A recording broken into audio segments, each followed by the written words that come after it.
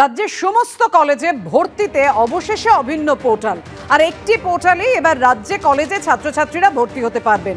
অনলাইনে 20টিরও বেশি কলেজে এই ভর্তির আবেদন করা যাবে। কেন্দ্রীয়ভাবে প্রকাশিত হবে কলেজ ভিত্তিক মেরিট লিস্ট। কিভাবে সেটা হবে কথা বলবো, আমাদের সঙ্গে রয়েছেন আমাদের প্রতিনিধি কৃষ্ণেন্দু অধিকারী। কৃষ্ণেন্দু, অবশেষে তাহলে অভিন্ন পোর্টাল, আশা করা যায় অনিয়ম কমবে? অন্তত সরকারের তাই আশা, কারণ তুমি জানো যে উচ্চ মাধ্যমিকের রেজাল্ট বেরিয়েছে মে মাসের 8 তারিখ, তারপর 1 মাসের বেশি সময় কেটে গেছে।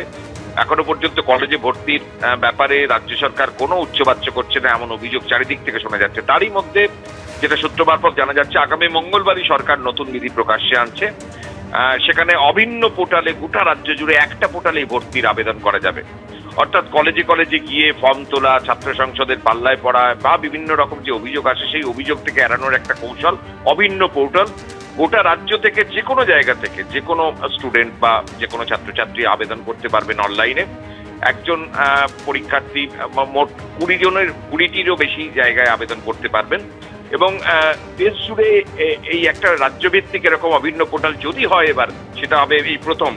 এবং যেটা জানা যাচ্ছে যে কলেজ ভিত্তিক মেরিট লিস্ট বা মেধা তালিকা প্রকাশ করা হবে, এবং সেটাও সেন্ট্রালি রাজ্য স্তর থেকে হবে। অর্থাৎ ছাত্র সংসদ বা কলেজ অ্যাডমিনিস্ট্রেশন বা কলেজ কর্তৃপক্ষের কোনো ভর্তি সংক্রান্ত বিষয়ে প্রত্যক্ষ যোগাযোগ থাকছে না। একদম সরাসরি পড়ুয়ারা একটা অভিন্ন পোর্টাল দিয়ে ভর্তি হতে পারবেন। এই ভাবনা এই সরকারের প্রথম নয়, 2022-এ ভেবেছিল, কিন্তু শেষ পর্যন্ত তা ইমপ্লিমেন্ট বা বাস্তবায়িত করতে পারেনি।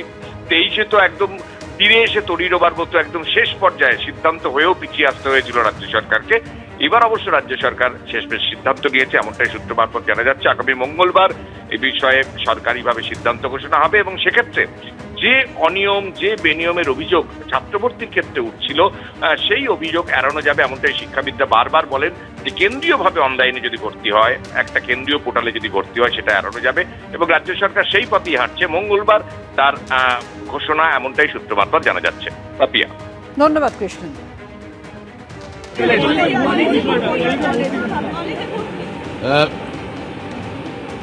এটা আমার মনে হচ্ছে মঙ্গল বুধবারের মধ্যে এই পুরো যে পোর্টাল আছে, আমার সঙ্গে মুখ্যমন্ত্রী আলোচনা শেষ পর্যায়ে চলছে। মুখ্যমন্ত্রী আমায় আর প্রায় সবুজ সংকেত আশা করছি খুব শিগগিরই দিয়ে দেবেন, এবং এটা আমরা তখন এর উদ্বোধন হয়ে যাবে। নিটে প্রশ্ন ফাঁসের অভিযোগ আর তা নিয়ে এবার কেন্দ্রকে নিশানা করলেন রাজ্যের শিক্ষামন্ত্রী। এটা কেন্দ্রীয় সরকারের ব্যর্থতা। হাজার হাজার ছাত্রছাত্রীর ভবিষ্যৎ নিয়ে ছিনিমিনি খেলা। আমাদের রাজ্য শিক্ষা দুর্নীতি নিয়ে তদন্ত হলো, গ্রেফতার হলো, কিন্তু কেন্দ্রীয় শিক্ষা দুর্নীতির কোনো তদন্ত হলো না। আক্রমণ ব্রাত্য বসু।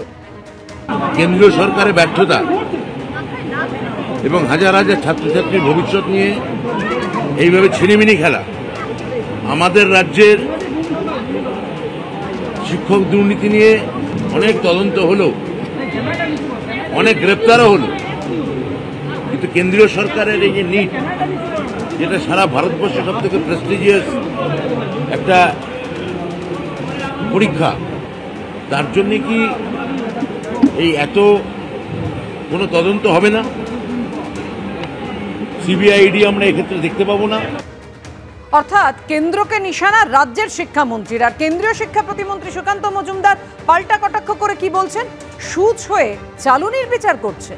দেখুন, ব্রাত্যবাবুর কথা শুনে মনে হচ্ছে যে সূচ দেখে চালুনির ফুটো, সেরকম আর কি অবস্থা, বা চালুন দেখে সূচের ফুটো, সেরকম অবস্থা। মাধ্যমিকের পরীক্ষা এতবার লিক হয়ে গেছে, এখন লোককে মাধ্যমিক না বলে সবাই লিক বলে। সে বলছে যে আমরা লিক আটকাবো। তো তাদের আমলে কি হতো তো সেটা দেখা গেছে। আলামিন মিশনের ছাত্র দিয়ে মেডিকেল কলেজ ভরে গেছে, আলাদা হোস্টেল তৈরি হয়ে গেছে বিশেষ ধর্মীয় সম্প্রদায়ের ছাত্রদের জন্য। এগুলো তো হয়েছে, আলামিন মিশনে জোর করে ঢোকানো হতো ছাত্রছাত্রীদেরকে। একটা কোচিং সেন্টারে এখনো যদি তদন্ত হয়, সব জেলে দিতে হবে। সব প্রচুর এরকম স্টুডেন্ট ঢুকেছে যাদের যোগ্যতা নেই। এখানে কোনো দুর্নীতির কোনো রকম কোনো ঘটনা ঘটেনি।